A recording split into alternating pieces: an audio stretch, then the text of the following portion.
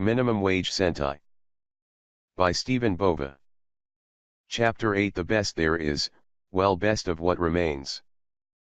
"Oh, my head," said Hawkins as he held onto his head on a cot in the cell where he was being held.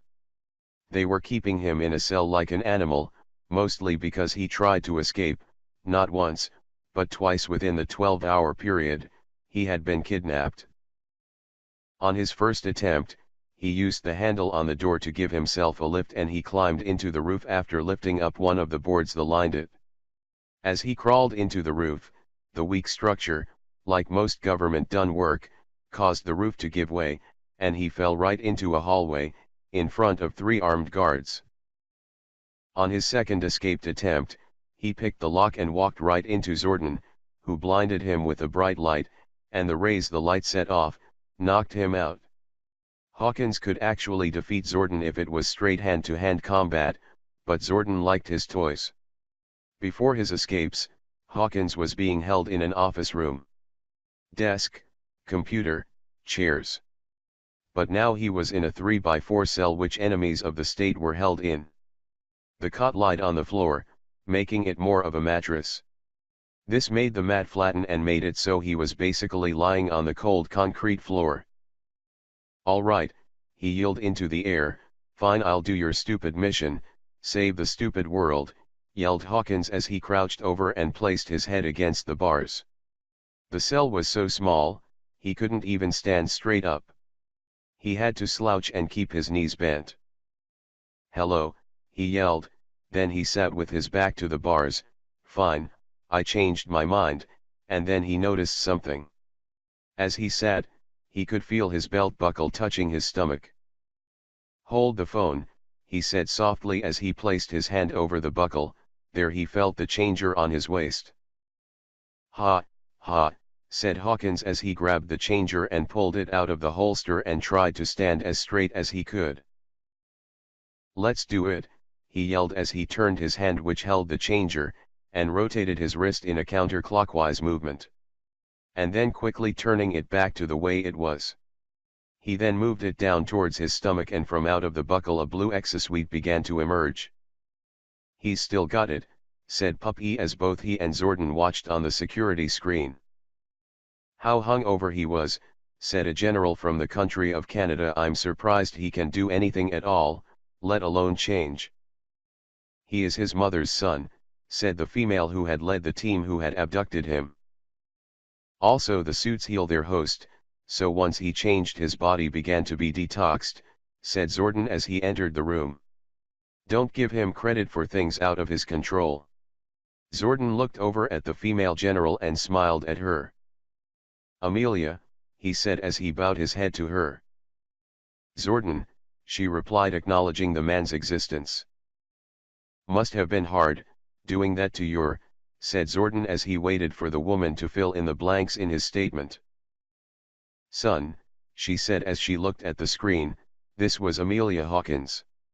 As she shook her head and walked towards the screen, "When he was younger, I used to wake up almost every morning hungover, but a single mother," and she stopped and drank from a bottle of water she had recently pulled out of her pocket.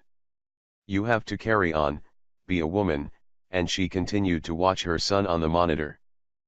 "So that's why his alarm didn't go off when your team entered his house," said the Canadian general as he looked over at Amelia. "He had thought they hacked his system."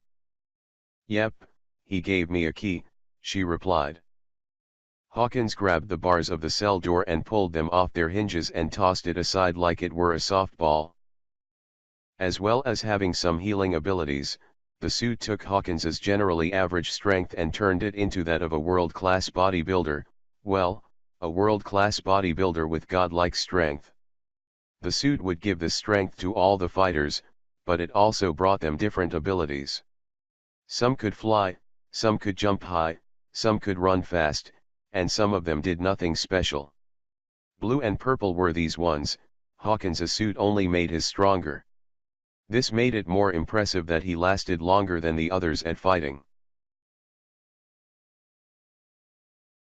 Hawkins turned around to the security cameras and showed them his middle finger. Later, he said with a smile as he then placed his finger up to his forehead and saluted the camera.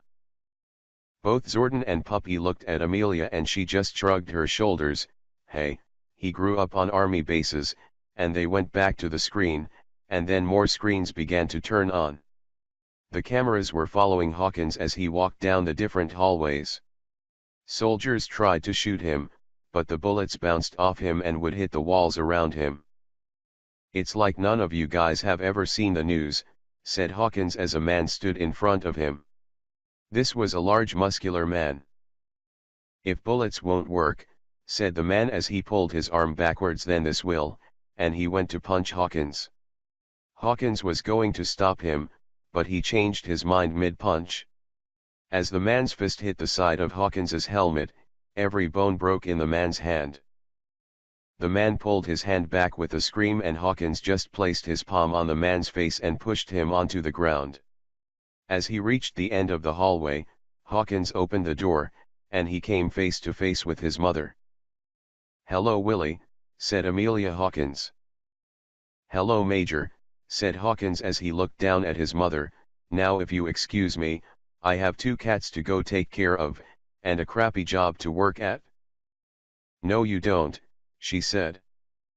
"What, you killed my cats," he said as he turned around and unchanged.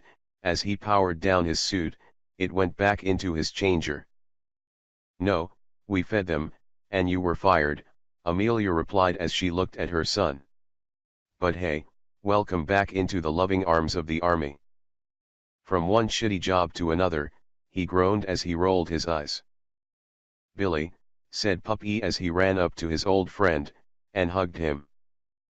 "Hey Puppy, how you doin' boy," he said as he rubbed the dog's head. "Oh crap, if you're here, then that means." "Billy," said Zordon as he walked up behind Hawkins and grabbed him with one arm and turned him around. "Zordon," said Hawkins, pissed and annoyed by the sight of his old mentor. The two had not parted on good terms, and Hawkins had tossed the gift Zordon had given him, the changer, away. "So, your sorry ass is still alive. I thought that was just a nightmare," he said as he looked at the alien. "I could say the same for you," replied Zordon. Boys," said Amelia as she smiled and put her arms between them and pushed them apart. "Why fight, now you Zordon," she continued as she turned to the alien. "You have the tech, and the know-how," and she turned to her son and Willie. "You have, well, you have the suit," and she smiled and hugged them. "Can't we all just tolerate each other until the planet is safe?"